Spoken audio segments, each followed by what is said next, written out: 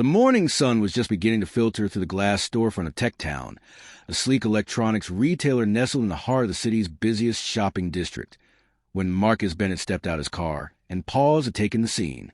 He wore a simple gray hoodie, jeans, and sneakers, nothing to suggest that he was the CEO of the very company whose logo gleamed above the door. Marcus had started Techtown as a single kiosk in a mall and grown it into a chain of stores known for their excellent customer service and cutting-edge gadgets.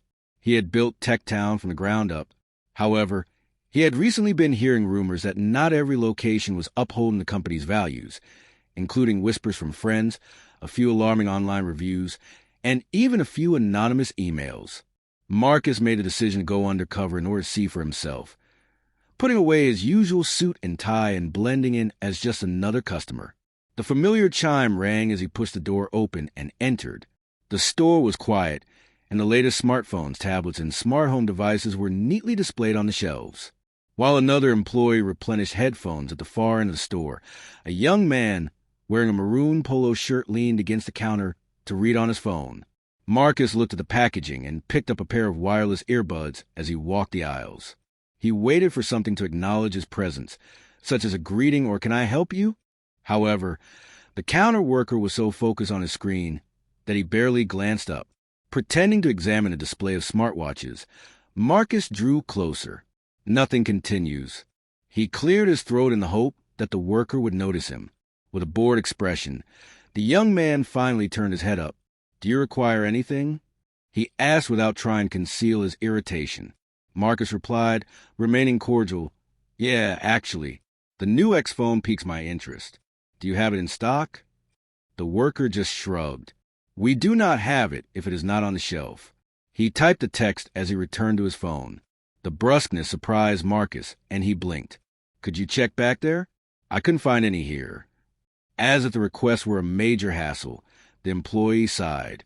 "Look, man, I'm occupied. Wait for someone else if you require assistance." Marcus didn't let his anger get the better of him. "Do I have access to a manager?" The worker smiled. "He is not present. Try once more later." Marcus gave him a nod, thanked him, and walked over to the other side of the store, where a young woman working as a second employee smiled politely and asked if he needed help. He thanked her and inquired about the store's return policy before returning to the front. Despite the growing line of customers at the register, the first employee was still glued to his phone. Marcus observed a senior citizen patiently waiting, only to hear, "You'll have to wait, I'm on break." With a head shake, the woman left. Marcus clenched his jaw. He had seen too much. After leaving the store, he sat in his car and grabbed his phone. He contacted the district manager, inquired about the schedule of the employees, and confirmed what he already knew. Tyler was a young man working the counter, and the store manager was supposed to be on duty but was running late. Marcus made the decision to return later that afternoon in his own identity. He returned to Techtown wearing a crisp button-down shirt and grabbing his briefcase, drawing immediate attention to himself. Tyler's face became pale when he realized who Marcus was as the workers straightened up and the manager, who was now on the premises, rushed over. "Mr. Bennett," the manager mumbled. "We didn't know you were coming," she said. Marcus smiled, but it didn't feel warm. "I know. That is the main point." He looked over at Tyler. "Let's discuss in the office." Marcus felt the weight of responsibility fall on his shoulders as the door closed behind them. He was about to have a conversation that would alter not only Tyler's future, but also the company's culture as a whole. Marcus was sitting across from the young man who had refused to assist him, and he was aware that what would transpire next would convey the true values of Techtown to each and every store employee. As Marcus closed the door and sat across from Tyler, Tyler slouched in the office chair, his earlier bravado giving way to a nervous fidget. Posters about teamwork, customer service, and the company's core values lined the small office, words that now seemed to hang silently in the air. Marcus took a moment to look at the young man and noticed how his jaw was set defensively and how his eyes darted to the floor. "Tyler, are you aware of who I am?" Marcus asked in a calm but firm tone. Tyler gave a firm nod and swallowed. "It's you, Mr. Bennett, the CO." Marcus said, "That's correct. However, I was just another customer this morning. Furthermore, You made it abundantly clear that I was not welcome in your store." Tyler's cheeks became red. I wasn't aware. Basically, I thought you were just... Marcus kept his voice consistent as he pressed. Another guy wearing a hoodie? Someone who didn't appear to belong in this setting? Tyler uncomfortably shifted. I had no intention of doing that. I was simply busy. Marcus maintained his fixed gaze as he leant forward. Working on what? Ignoring clients? Excluding people? Tyler, we didn't set out to build this business for that. Techtown is meant to be a place where everyone is treated with dignity, where every question is important, and where everyone feels like they belong. I did not see that today. Tyler's shoulders went down. I apologize, Mr. Bennett. I guess I'm not sure. I didn't think it was important. Marcus sat silently for a while, taking in the significance of the moment. It is significant, not only for me, but also for everyone else who enters that door. Who a person is, what they might require, or what they might become are all possibilities. I wanted to create opportunities for customers, employees, and others who might not get a fair chance anywhere else when I started this business. But that won't work unless we all uphold those principles every day. Tyler gave a grimaced nod and nodded. I see it. I truly do. I misjudged. Marcus gave him some thought before nodding. I trust you. However, an apology is insufficient. I want you to reflect on what happened today and share your findings with the team in a letter. The following week, I want you to work as a shadow for our best employees, observing how they treat others, solve problems, and improve the workplace. You can maintain your position if you are willing to do so, but you're done if I hear anything similar again. Understood? With a mix of relief and shame on his face, Tyler gave a firm nod. Yes, Mr. I'm grateful. I won't disappoint you. As a sign that the conversation had come to an end, Marcus stood. I'm hoping not. Go back out there now and improve. Marcus sat for a while to let the tension off his shoulders as Tyler left the office. He was aware that a single conversation would not resolve all issues, but it was a start. The next person he called was Carla, a middle-aged manager who had been with the company for a long time. As she sat down, she appeared anxious. Mister, I'm so sorry about what happened, Bennett. I lost track of time because my sick daughter caused me to be late this morning. I ought to have been present. Marcus nodded, softening his voice. I comprehend, Carla. Life takes place. However, even in a chaotic environment, we must maintain our high standards. I want you to review our training with the whole team, and I want you to make sure everyone knows that what happened today is unacceptable. Carla gave a relief-inducing nod. Absolutely. I will deal with it. After saying his thanks to her, Marcus spent the next hour walking the floor, chatting with customers and employees, and taking their tales and suggestions. In front of the team, he made it a point to express gratitude to the young woman who had assisted him earlier and praise her professionalism. He was both proud of the company he had built and frustrated that there was still so much work to do as he left the store.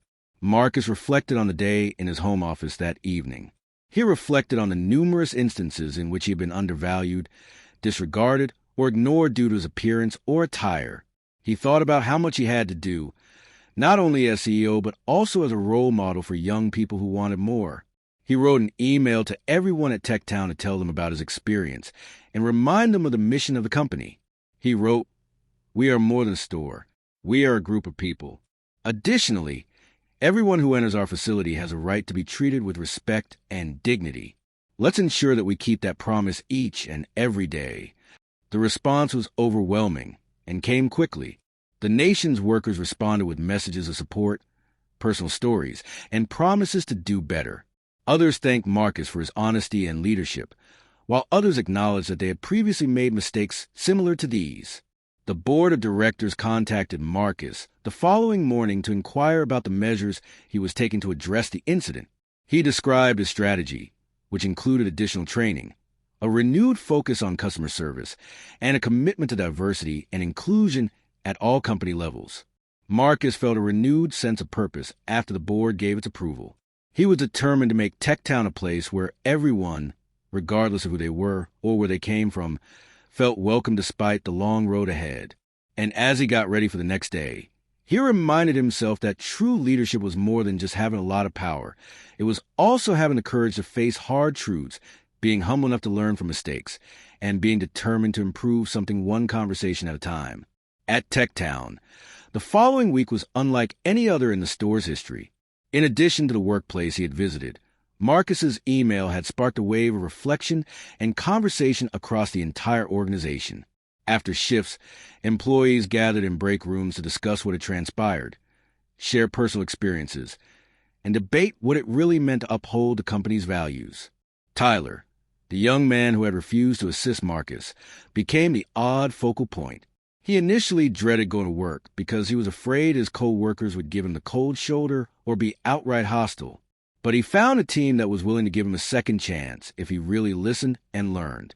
He spent his days shadowing the store's top performers, watching them solve problems with patience and creativity, greet every customer with a smile, and ask thoughtful questions. He saw how Carla, the manager, made it a point to check in with every worker and give them encouragement and feedback. He also saw how the team celebrated small victories together, like a happy customer, a difficult return that was handled well, and a new product display that got compliments. Tyler began to realize that providing excellent customer service meant more than just selling gadgets. It also meant making people feel valued and seen. He offered the team his sincere apologies for his previous actions and, to his credit, worked diligently to regain their trust. Marcus, on the other hand, closely followed the development of the store.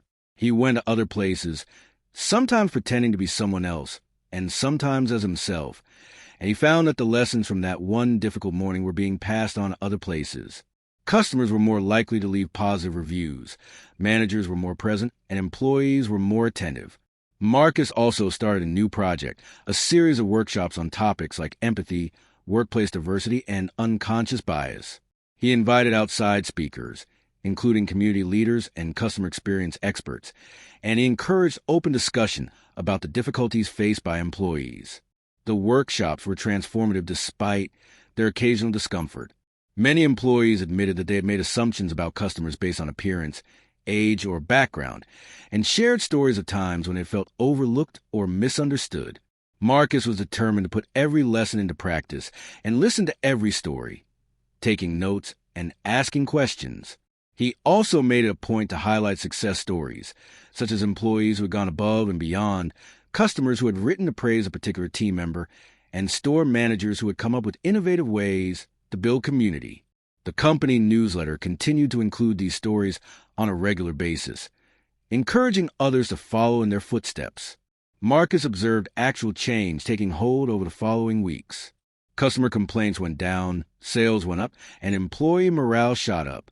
Tyler, who was once the weakest link in the store, became one of its strongest assets by mentoring new employees and volunteering for additional shifts.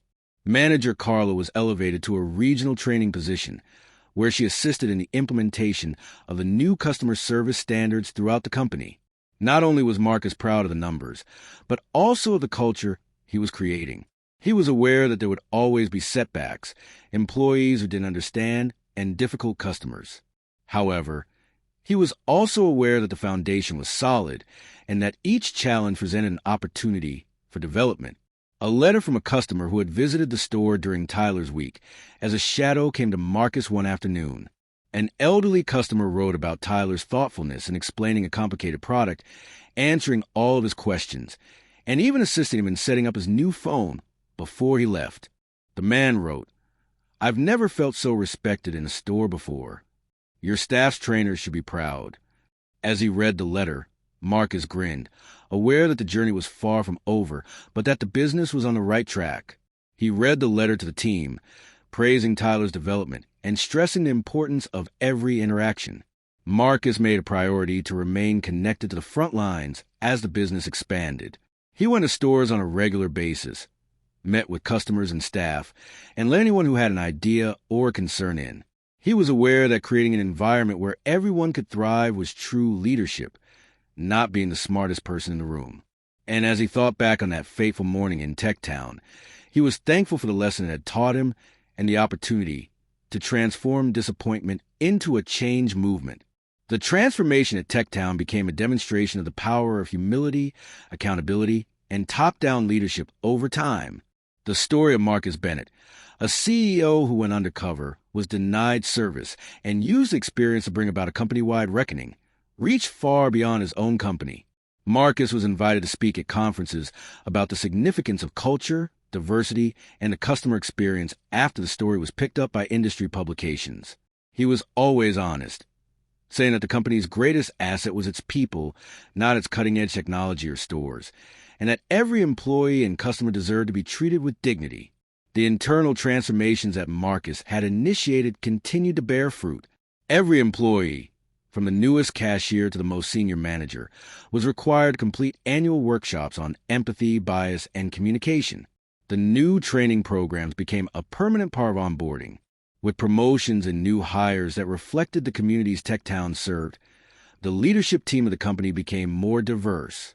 Additionally, Marcus established an employee advisory council to give frontline employees direct input into company decisions. Marcus made sure that each suggestion was taken into consideration at the monthly council meeting, which brought ideas and feedback straight to the executive team. As a result, the company became more like a family. Disagreements were handled with respect, creativity was encouraged, and everyone felt invested in the mission. Tyler's journey became a symbol of what could be accomplished when people were given a second chance and the resources to develop. He continued to excel, eventually rising to the position of assistant manager and serving as a mentor to others who faced the same challenges as him.